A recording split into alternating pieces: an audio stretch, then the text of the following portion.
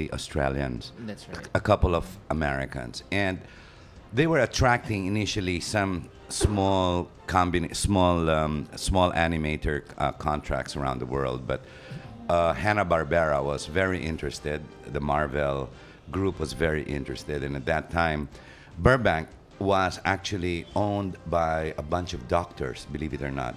Five, six doctors, professionals in Australia who invested in animation because it was a good tax credit.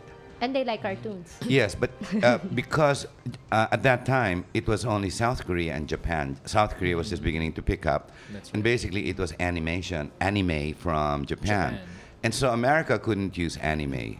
So since they couldn't use anime, the American producers ran to South Korea, and the Australians saw the demand, so they ran to the Philippines because ang mahal ng Australian dollars, no? That's right. And when they got here, in less than a year, they were just blown away by the talent of the Filipinos.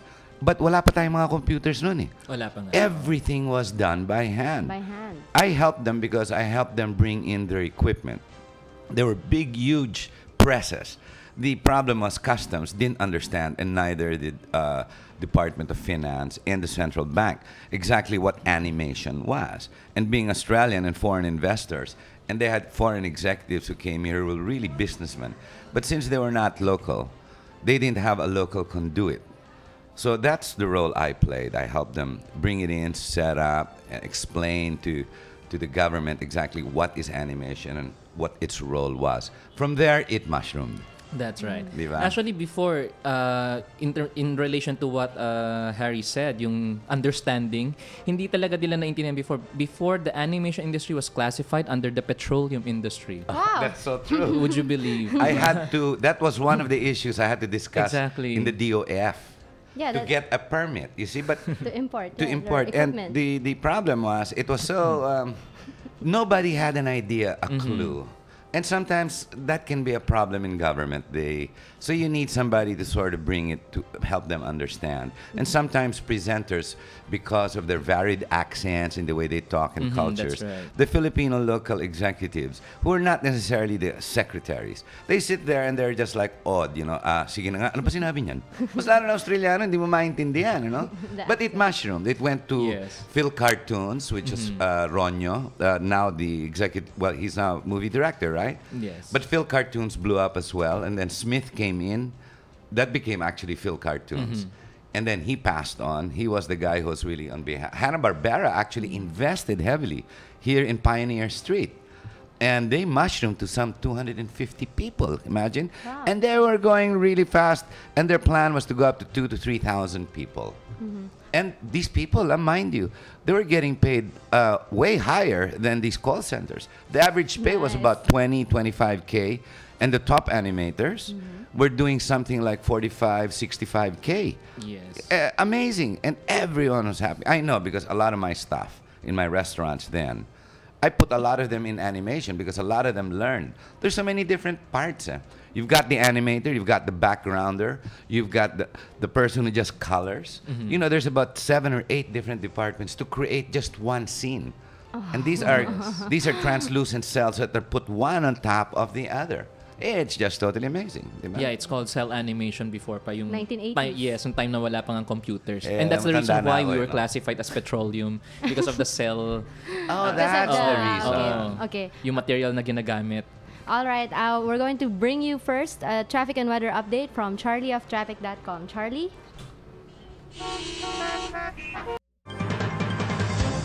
We now return to Piracy Watch on DZRJ 810 AM, the voice of the Philippines. Here is your host, Sarah Jane Sigitan. Hi, welcome back to Piracy Watch. Joining me this morning are Mr. Harry Tamboatco, TV talk show, and one of the 1980s guys bringing in animation to the country. No, I didn't say that.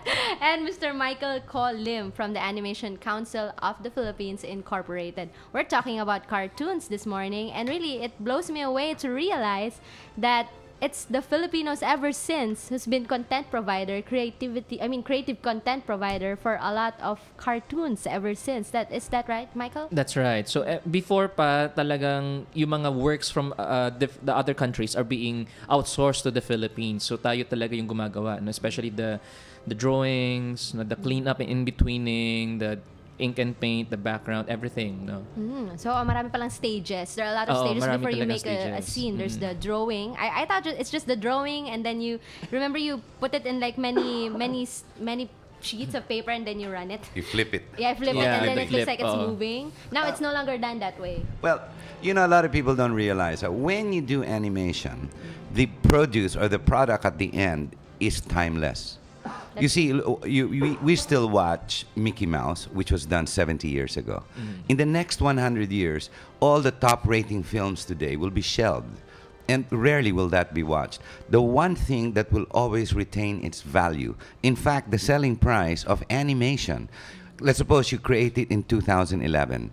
In 2020, it will still command the same price, if not 10 times higher. Unlike the blockbusters who made money, let's say, in 2011, they make so many 100 million pesos or dollars. Pagdating ng 2010, walang value yan. Ang may value, yung animation. Animation is actually timeless. That's why today, they've moved up so many stages higher, and they're using... they've introduced farce, commentaries, satire to depict a certain situation. It's even being used for politics, and it's being used for climate change, for different messages. But the cartoon, the animation, is what makes it timeless, because the character does not die because it's fictitious, but it's visual, it's 3D. Unlike tayo, we pass on. So you become a memory, and you become a name, and you're engraved in stone after so many decades, diba? Yeah, I mean, Mickey Mouse is still alive. Yeah. And Scooby-Doo and Yogi Bear is back on air. He's still in the picnic area stealing baskets, diba? They don't age. They don't age.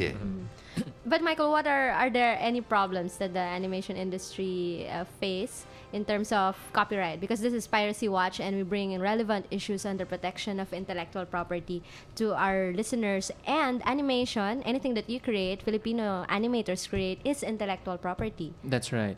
Well, actually, it's still the same. It has always been piracy. Piracy no? is still the biggest. Kasi yung ibang mga animation companies na may balak na gumawa ng sarili nilang original content are somewhat afraid because of the piracy issues, because it's really not that cheap not to create an animated film in that sense. So for example, in 2009, Dayo, sa mundo ng Elementalia, was created by Cutting Edge Productions, and they spent millions for that. And then later on, malalaman na lang nasa internet na pwede nang ma-download. So that's disheartening kasi yung piracy talaga yung pinakamalaki naming kalaban. Does it affect, for example, employment here? Because you were saying earlier, a lot of foreign agencies outsource the creation of the animated content here. So, malaking problem din sa kanila yan. On the other hand, would they still be outsourcing animated content to the Philippines if they're losing out on piracy? Does that affect employment rates here? Well, yung ina-outsource naman kasi dito, doon naman talaga yun pinapalabas din eh. So, yung issue ng piracy is not more of... hindi masyadong malaking impact. Oo, yung from our end. At saka may yan eh, when they contract a company from the Philippines, they of course sign agreements na yung bawal yan iganyan. Yung confidentiality. Yung confidentiality clause and so on and so forth. Ang concern ng employment really is not more of yung non-employment, but yung mapopoach din or mapupunta ng ibang bansa. But we have been actively guarding on that. So, yung mga employees talaga ng mga animation companies dito, may din sila. May contract talaga na talagang dito lang din. Para hindi nga ma-brain drain, no? Kasi nga, ang gagaling ng mga Pilipino, napupunta naman sa iba. But they're also earning well from the from the animation rates Yes, at the yes. moment. I mean, if they're outsourcing a lot of things here, and That's of course, right. the animation industry is bound to grow here in the Philippines for the next 5-10 years. That's right. Right. So, are you prepared? I mean, is the Animation Council prepared to tackle more issues, or the burgeoning outsourcing process here in the Yes, next 5-10 definitely. years? Actually, ang dami rin ng mga schools. So there are many schools that are opening animation programs. Okay. Slowly. So, Kasi before there's no animation program, there's no such thing as an animation course, like a BA in animation. So how do they animate? They just do it because they're talented. I mean, there's no formal training involved. Before, in the yeah, past. it's basically, before parang marunong ka mag-drawing and then That's it. nade-develop na lang siya. And then there are other companies that are pinapadala sa abroad for training pa. Oh, so further there are training. aspects of animation that needs to be trained. I mean, there are aspects Well, that before. need to be- Ngayon, dahil may animation schools na tayo, Here. mas skilled na, siguro kung may training pa, further development na lang ng talent nila na nakuha na nila during their training sa school. The animation schools are usually certificate. They offer certificate courses. No, they are already courses talaga. They are BA. BA in animation talaga. And then the CHED and the DepEd are working on a curriculum. No? How long has this been going on? The BA. The BA in animation, actually, sa Ateneo Dinaga, mas nauna sila. Siguro mga 10 years na rin yun. That's where it started, more or less. I mean, the course. Mm-hmm. And then, yung ibang schools, like Benilde, a few years back, before it was multimedia arts nandoon may animation component. May And then course, later yeah. on, dahil nga nag-grow na siya, nagumawa na sila ng sarili nilang course dedicated lang sa animation. Oh yeah, that's good. That's good kasi there's a need, there's a That's demand right. for that Oo. course that specializes alone in all the aspects of animation. Exactly. All right. So, in the Animation Council of the Philippines, do you have any upcoming activities, or is this something that individuals can join, or if there are other animation units out there?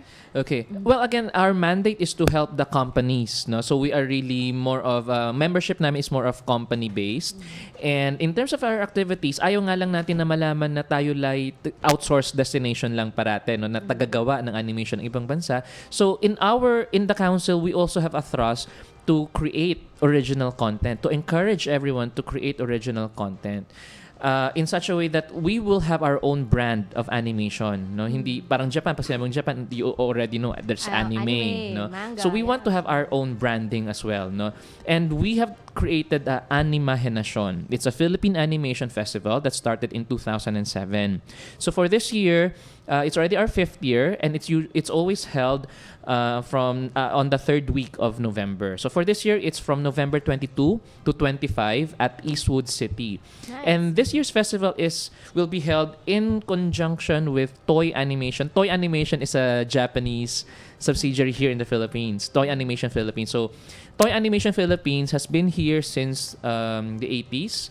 And they are celebrating their 25th anniversary. So sabay namin siyang during the Anima Henasyon. during the Anima Henasyon Festival. During the Anima Henasyon Festival, they have like contests for Yes. So we have competitions both for student division and the professional division, and there are categories based on running time. So may pang 1 minute, 1 to 5 minutes, and then 10 to 15, and so forth. And then meron din pang full-length category.